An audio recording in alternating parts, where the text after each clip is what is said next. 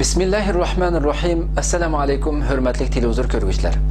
Haftalik istiqlol xabarlari programmamizga kelganlarni qizg'in qarshi olamiz. Men Abdullah Yalqun.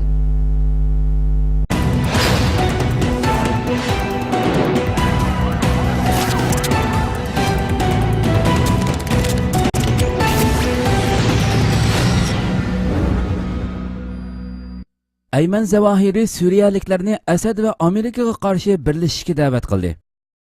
Al-Qoida tashkilotining bosh rahbari Ayman al-Zavahiri Suriyaliklarni birlashishga, Bashar Asad hokimiyatiga qarshi kurashni davomlashtirishga va Suriyada Isroiliya amalligini qo'g'daydigan Amerika parast hukumatning kelishiga plan tuzayotgan Amerika planini bitchit qilishga chaqiriq qildi.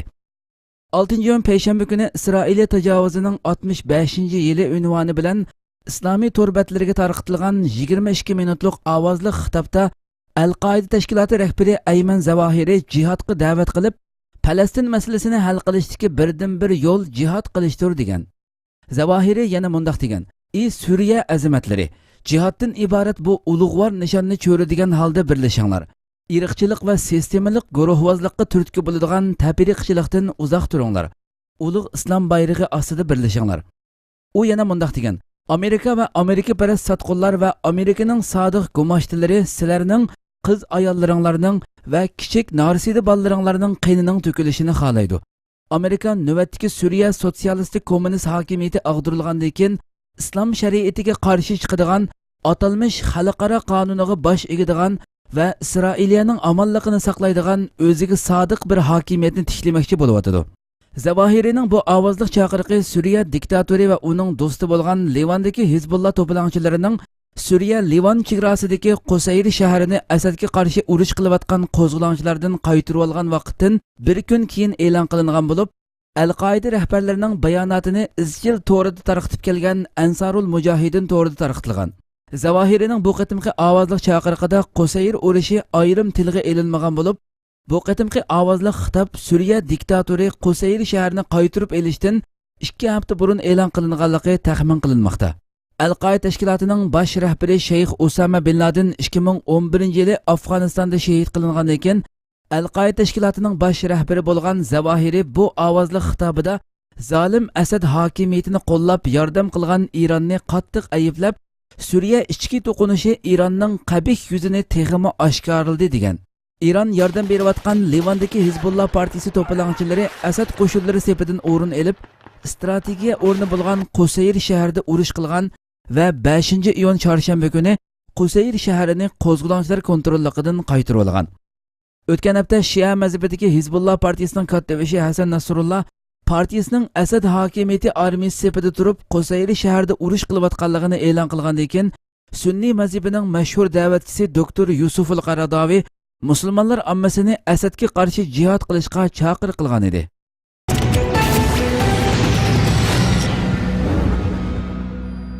Sharq Turkiston ma'rif va hamkorlik jamiyatida oylik uchrashish yig'ini o'tkazildi.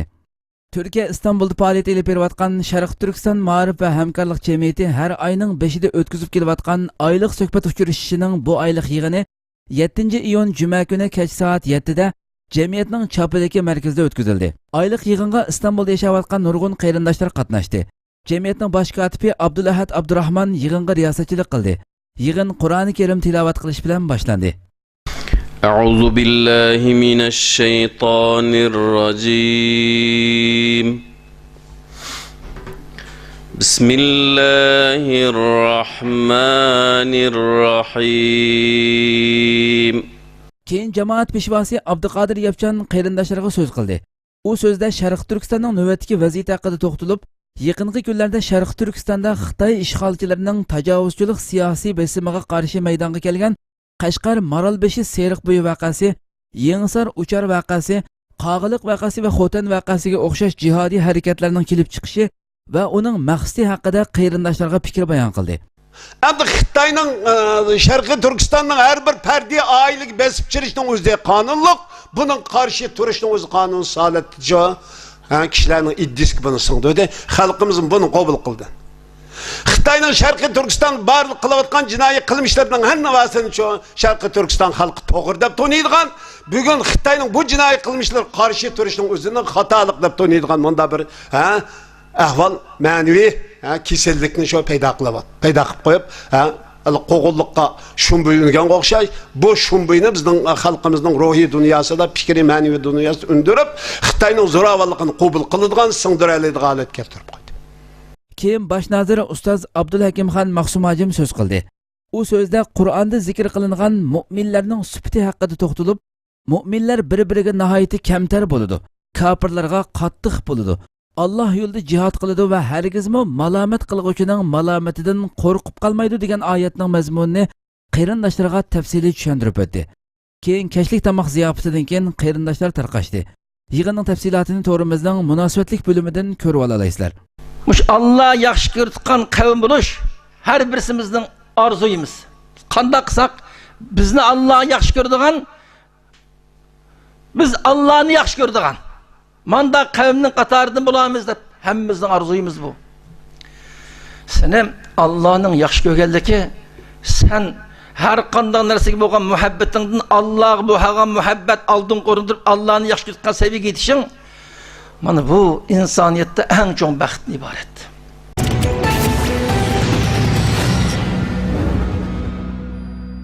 İstanbul Küçükçekmece'de ana til ve Kur'an kursi o'quvchilarining o'qish bitirish murosimi o'tkazildi. Sharq Turkiston Ma'rif va hamkorlik jamiyati Küçükçekmece Safaköy sho'basining o'rinlashtirishi bilan 9 iyun yakshanba kuni tushdan burun soat 10:30 da İstanbul Safaköy Madaniyat va san'at zalida o'smirlarning ana til va Qur'on kursi o'quvchilarining 2013 yillik o'qish bitirish murosimi va san'at nomerlari faoliyati o'tkazildi. Bu qadimgi o'qish bitirish murosimi va san'at nomerlari faoliyatiga İstanbuldagi nurg'un Sharq Turkistonlik ota-onalar va boshqa qarindosh millatlardan nurg'un kishilar qatnashdi. Murosimga Sharq Turkiston Ma'rif va hamkorlik jamiyatining bosh kotibi Abdulahad Abdurahmon riyosatchilik qildi. Murosim Qur'oni Karim tilovat qilish bilan boshlandi. Qur'oni Karim tilovatini kichik o'quvchilardan Asma Abdulvohid qildi.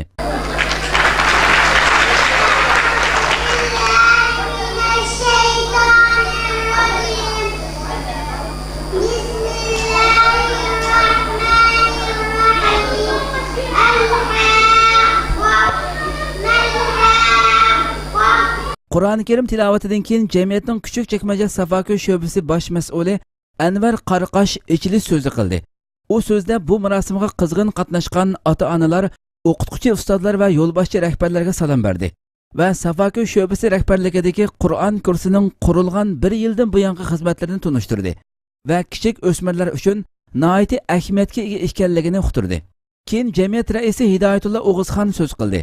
U murosim qatnashgan ota-onalar va bu murosim uchun kuch chiqargan barliq mas'ullarga rahmat etib salom bergandan keyin Sharq Turkistondagi Uyg'ur o'quvchilarining ma'rif vaziyati va bu yerdagi o'quvchilarning ma'rif masalasidagi farq va sharoit haqida qisqacha to'xtaldi. Keyin kichik o'smirlarimizning tayyorlagan san'at nomerlari boshlanib, 2 soatlik qizg'in faoliyatdan keyin oxirlashdi.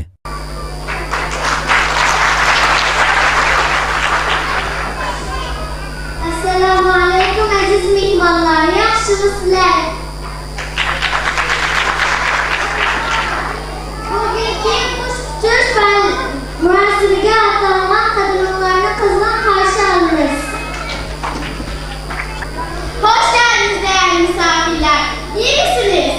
Bugünkü Kur'an-ı Kerim ana dil programımıza attığınız adımlar için teşekkürlerimizi sunarız.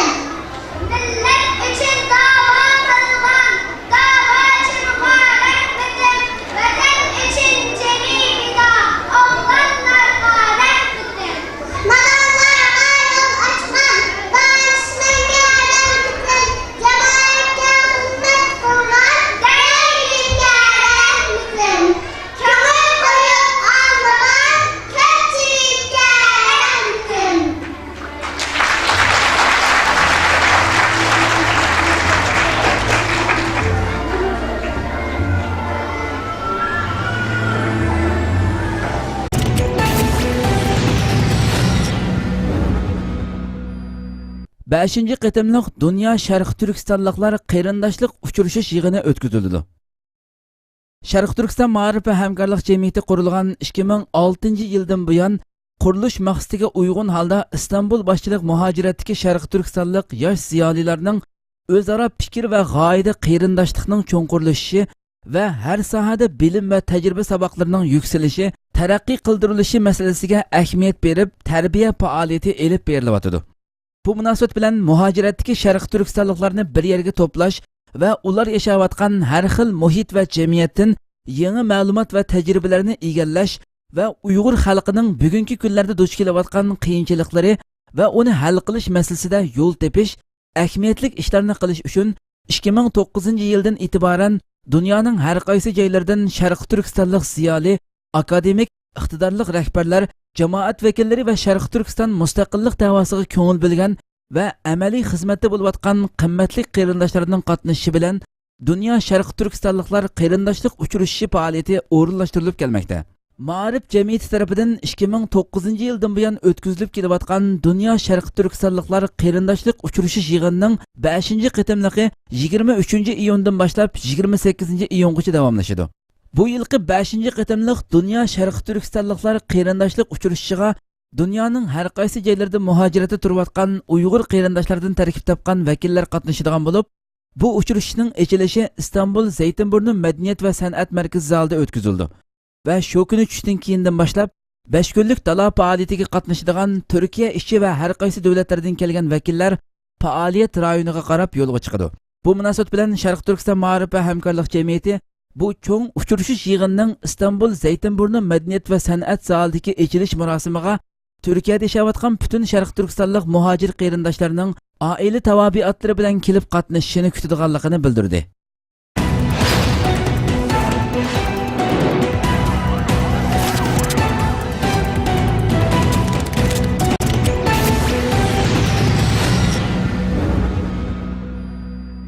Hürmetli televizor ko'rguvchilar, haftalik istiqlol xabarlari programmamiz bugun mush yerda oxirlashdi. Kelar qatimqi programmamizni ko'rishgacha sizlarni Janobi Allohga topshiramiz. Assalomu alaykum.